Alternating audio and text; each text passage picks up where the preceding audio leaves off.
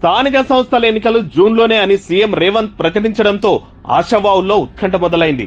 అటు లోక్సభ ఎన్నికల్లో పార్టీ కోసం గట్టిగా పనిచేసిన వాళ్ళకే పెద్దపీట అని చెప్పడంతో స్థానిక సంస్థలో పోటీ చేయాలనుకున్నోళ్లు కంపల్సరీ మండే ఎండాకాలం కాళ్లకు పని చెప్పక తప్పని పరిస్థితి కనిపిస్తోంది. ఇక ఎన్నికల మాటతో బీసీ రిజర్వేషన్ తెరపైకి వచ్చింది.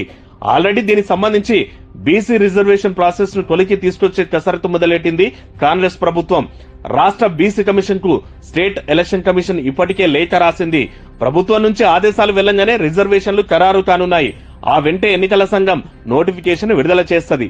అయితే గతంలోనే అప్పటి బీఆర్ఎస్ ప్రభుత్వం రిజర్వేషన్లు ఖరారు చేసి 2 టర్మ్లు అదే రిజర్వేషన్ తో ఎన్నికలకు వెళ్తామని అప్పట్లోనే చెప్పింది.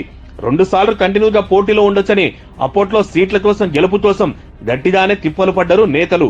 ఇప్పుడు బీసీ రిజర్వేషన్ ప్రాసెస్ తో చాలా మందికి జలక్ తప్పదు. ఆల్మోస్ట్ అన్ని చోట్ల రిజర్వేషన్లు సైతం మార్చక తప్పని పరిస్థితి.